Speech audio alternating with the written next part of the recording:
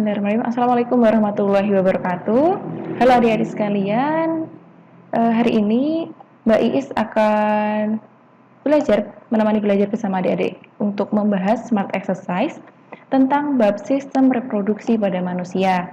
Nah, silakan adik-adik bagi yang punya smart exercise untuk membuka halaman 133. Nah, di sini nanti kita akan bahas soal-soal berkaitan dengan sistem reproduksi pada manusia. Nggak usah lama-lama, kita langsung aja ya ke soal yang nomor 1. Nah, di sini disediakan gambar tentang irisan melintang testis. Nah, soalnya yaitu hal yang benar berkaitan dengan gambar struktur testis di atas adalah, nah kira-kira kalau misalnya disajikan gambar irisan melintang testis, adik-adik harus paham kira-kira nomor-nomor ini apa aja sih bagian-bagiannya, dan kita cocokkan antara nama dan fungsinya. Kita urut aja dari yang pilihan opsi yang A, di mana opsi yang A ini dituliskan nama bagian vas deferens. Apakah vas deferens ini berfungsi untuk memberikan nutrisi bagi sperma? Dan kita cek juga pada gambarnya apakah benar nomor 1 itu vas deferens. Nah, kalau misalnya kita amati sebenarnya nomor 1 ini benar. Nomor 1 ini adalah gambar dari vas deferens. Tapi kalau misalnya kita baca dari fungsinya, fungsi vas deferens itu bukan untuk memberikan nutrisi, tapi dia berfungsi untuk menyalurkan sperma dari epididymis menuju vesicula seminalis. Oke. Nah, jadi bukan untuk memberikan nutrisi. Jadi untuk opsi A kita coret aja. Oke. Lanjut kita ke opsi yang B. Apakah nomor 2 itu benar epididymis? Nah, kalau misalnya nomor 2 memang epididymis, apakah fungsinya untuk pematangan sperma? Nah, jadi untuk epididymis ini fungsinya memang benar untuk pematangan sperma. Kita keep dulu jawabannya. Kita lanjut ke opsi yang C, skrotum. Nomor 3. Apakah nomor 3 ini skrotum? Nah, kalau kita lihat nomor 3 ini adalah skrotum. Cuma, apakah fungsinya sebagai tempat saluran sperma? Nah, ternyata skrotum itu bukan untuk saluran sperma, tapi dia berfungsi sebagai pelindung dari testis. Oke, jadi skrotum itu fungsinya sebagai pelindung testis. Nah, jadi si testis ini harus dilindungi biar dia tetap aman. Nah, kemudian kita ke opsi yang D. Jadi yang C salah ya, kita coret. Nah, sekarang kita yang ke D. Apakah nomor 4 itu adalah tubulus seminiferus? Ya, jadi nomor 4 ini benar tubulus seminiferus, tapi apakah fungsinya untuk menghasilkan hormon testosteron? Nah, kalau misalnya kita ingat-ingat lagi pelajaran di bab ini, fungsi dari tubulus seminiferus ini adalah sebagai tempat menghasilkan sperma. Nah, jadi untuk tubulus seminiferus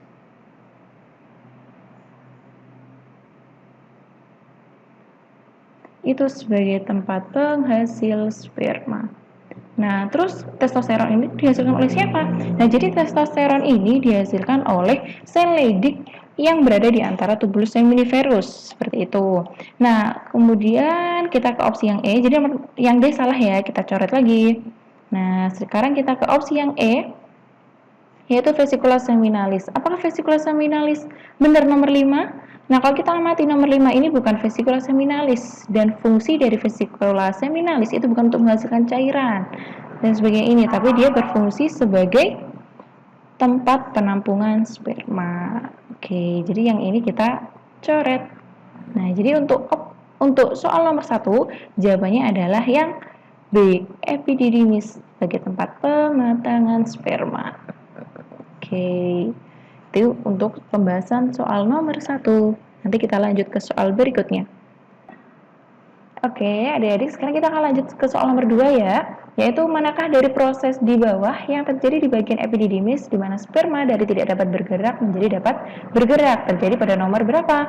Nah, di sini disajikan gambar tentang spermatogenesis atau proses pembentukan sperma. Di mana di sini diberi petunjuk di bagian epididymis. Kalau misalnya masih ingat, di soal sebelumnya kita bahas epididymis itu berfungsi sebagai tempat pematangan atau pemasakan dari sperma, di mana dia sebelumnya tidak dapat bergerak menjadi bisa bergerak. Nah, kalau kita amati dari gambar, bagian sperma yang bisa bergerak itu ditunjukkan oleh bagian sperma ini, di mana dia punya kepala dan punya ekor, atau biasa kita sebut dengan spermatozoa. Nah, kemudian bagian sebelumnya, sebelum berubah menjadi spermatozoa, dia bisa kita sebut sebagai spermatid. Nah, jadi di sini adalah spermatid ini. Oke, ini adalah spermatid. Nah, jadi spermatid ini nanti akan berdiferensiasi menjadi spermatozoa atau mempunyai struktur, punya kepala, punya ekor, di mana dia nanti akan bersifat motil atau aktif bergerak menuju ke ovum atau sel telur. Nah, jadi kalau misalnya kita lihat di sini prosesnya terjadi pada nomor 5. Jadi kita pilih nomor 5 di sini. Oke, sekarang kita lanjut ke soal nomor 3. Di sini disajikan gambar berupa struktur sperma dan soalnya yaitu bagian yang berfungsi menghasilkan enzim hyaluronidase dan menghasilkan energi untuk bergerak. Untuk pergerakan sperma secara berurutan ditunjukkan oleh nomor.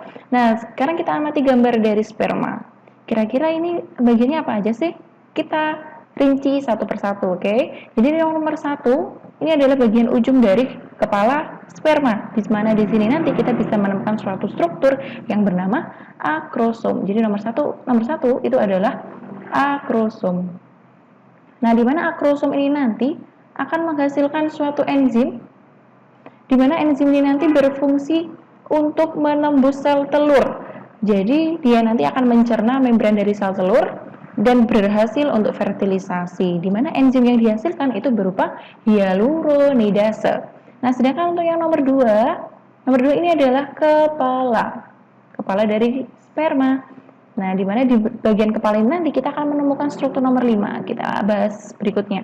Nah, kita ke nomor 3. Nomor 3 ini adalah badan dari sperma, di mana di badan ini nanti kita bisa menghasilkan atau kita bisa menemukan organel yang bernama mitokondria, di mana mitokondria itu nanti berfungsi untuk menghasilkan energi.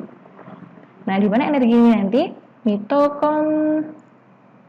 mitokondria ya, di mana di sini nanti dia akan menghasilkan energi untuk pergerakan dari si sperma. Nah, kemudian yang nomor 4 ini adalah ekor. Ekornya ini berupa flagel adik-adik, di mana dia nanti akan bersifat motil, membantu pergerakan dari sperma untuk menuju sel telur, untuk membantu dia dalam peristiwa fertilisasi atau pembuahan. Nah, sedangkan yang nomor 5, ini adalah inti. Ini adalah inti sel dari sperma, di mana dia nanti berfungsi sebagai pengatur, pusat pengendali. Nah, jadi berdasarkan penjelasan ini tadi, yang berfungsi menghasilkan enzim hyaluronidase ini adalah akrosom, dan yang berfungsi untuk menghasilkan energi untuk pergerakan sperma ini adalah nomor 3, bagian badan. Nah, jadi pilihannya adalah yang B.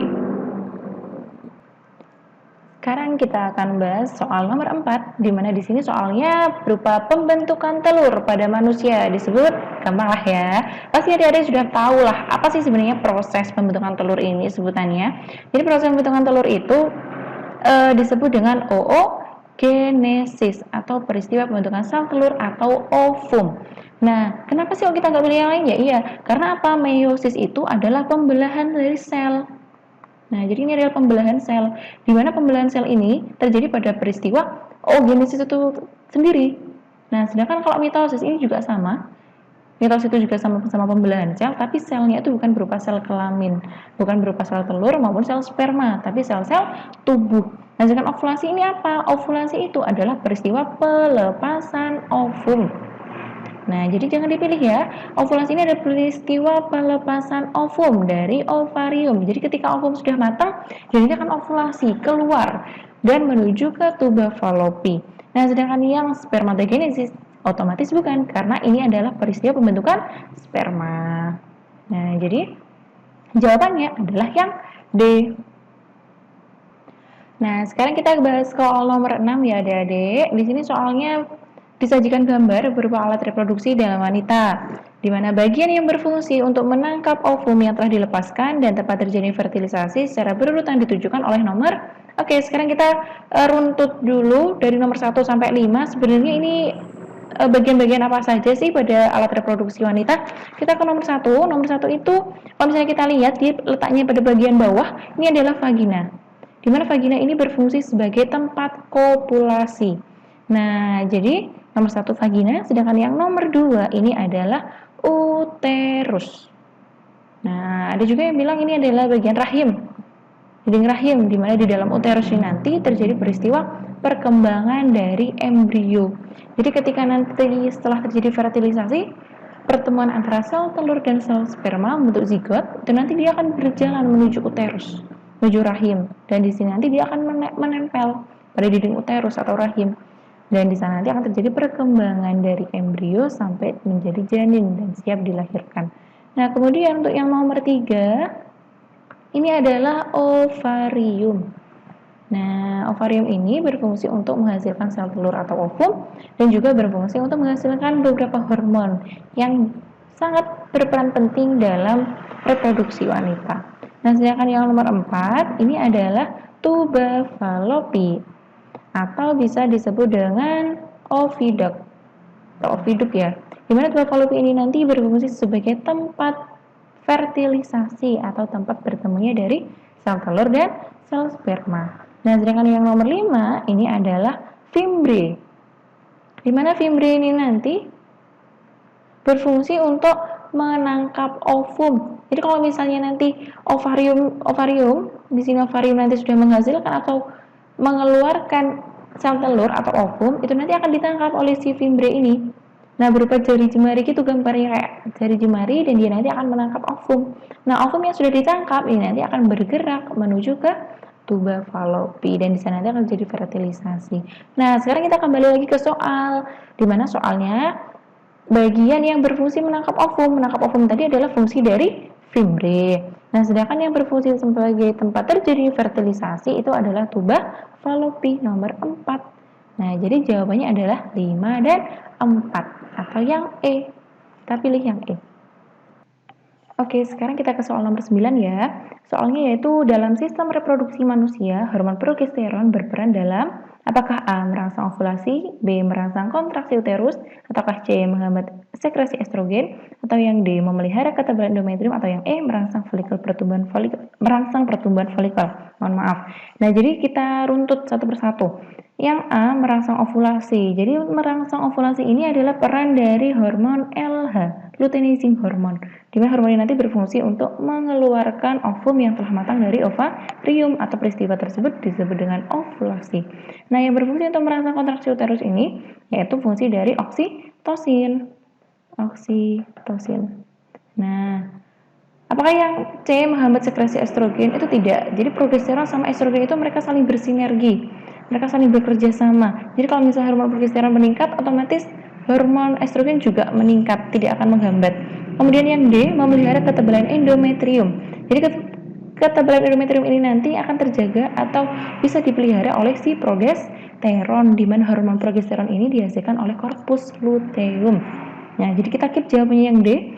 Sekarang kita lihat jawaban yang E, merangsang pertumbuhan folikel. Jadi untuk merangsang pertumbuhan folikel ini dipengaruhi oleh hormon FSH. Nah, jadi jangan pilih yang E. Nah, jadi dari kelima opsi ini nanti tadi jawaban yang paling memungkinkan itu adalah yang D, untuk memelihara ketebalan endometrium. Jawabannya yang D. Nah, sekarang kita ke soal nomor 11, di mana di sini disajikan gambar tentang siklus menstruasi. Nah, di mana pada soal nomor ini proses yang terjadi setelah fase pada bagian X ke arah kanan adalah apakah A. korpus luteum menghasilkan progesteron untuk penebalan endometrium, B. endometrium semakin tebal dan mengalami peluruan, atau yang C. hipofisis melepaskan FSH merangsang pembentukan folikel baru, ataukah yang D. FSH merangsang pembentukan estrogen dan progesteron, ataukah yang E. penebalan endometrium yang dirangsang oleh LH. Kalau misalnya kita lihat di sini ya, di gambar X, di sini terjadi peristiwa pasca ovulasi, di mana di sini terbentuk korpus luteum ya adik-adik sekalian ya.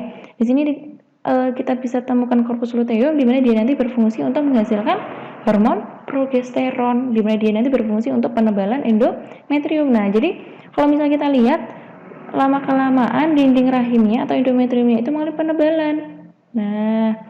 Nah, hal ini dipengaruhi oleh dihasilkannya hormon progesteron oleh korpus luteum. Nah, sedangkan di soalnya proses yang terjadi setelah fase X.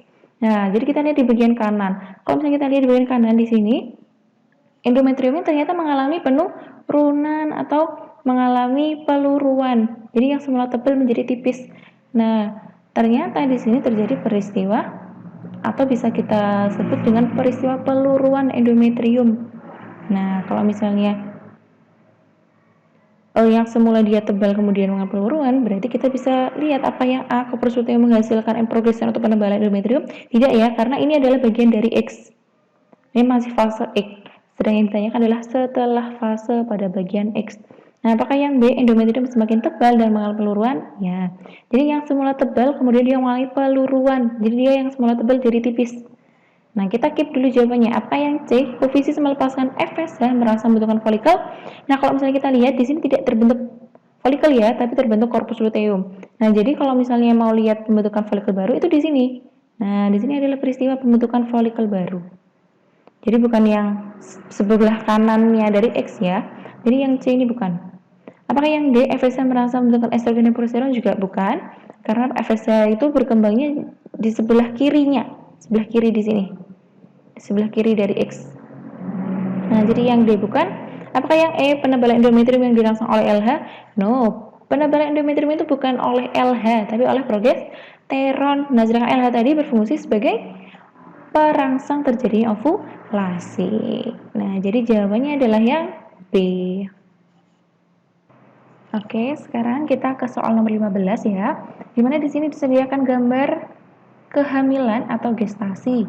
Kehamilan itu adalah peristiwa lanjutan dari fertilisasi setelah sel telur sama sel sperma mengalami peleburan, dia nanti akan berkembang menjadi embrio dan berkembang menjadi janin yang ukurannya sudah seperti adik bayi seperti ini.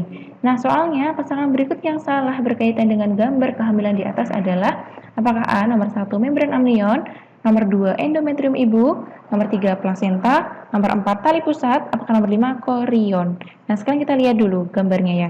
Nomor 1 ini adalah amnion, membran amnion. Di mana membran amnion ini nanti kita bisa menemukan yang namanya cairan amnion di dalamnya yang berfungsi melindungi janin dari guncangan. Nah, sedangkan yang nomor 2 itu adalah uterus, dinding uterus atau endometrium dari ibu. Nah, di mana fungsinya itu sangat penting sekali karena di dalamnya itu banyak sekali mengandung pembuluh-pembuluh darah yang berfungsi untuk memberikan nutrisi kepada bayi. Nah, sedangkan yang nomor 3 itu adalah plasenta. Nah, plasenta ini berfungsi sebagai tempat pertukaran hasil metabolisme. Nah, di mana di sini nanti dia akan memberikan nutrisi-nutrisi yang terkandung di dalam dari ibu kepada janin. Nah, kemudian yang nomor 4 ini adalah tali pusat. Nah, di mana tali pusat ini berfungsi sebagai penghubung antara plasenta dengan janin. Nah, jadi nanti kalau misalnya ibu akan mentransferkan nutrisi, nah, ini kan lewat tali pusat. Nah, kalau misalnya nutrisinya sudah dipakai oleh si janin, sudah mengalami proses metabolisme di dalam tubuh janin, nah hasil metabolisme itu nanti juga akan disalurkan dari janin kepada ibu. Nah, sedangkan yang nomor 5 itu adalah amnion, cairan amnion, di mana cairan amnion tadi berfungsi sebagai pelindungi janin dari guncangan. Nah, jadi yang salah itu adalah jawaban yang E. Jadi kita pilih yang E. Nah, berikut adalah pembahasan pada bab sistem reproduksi pada manusia. Semoga bermanfaat. Mohon maaf jika ada kesalahan dan tetap jaga kesehatan ya adik-adik. Tetap rajin belajar, tetap produktif walaupun berada di rumah saja dan semoga bermanfaat. Assalamualaikum warahmatullahi wabarakatuh.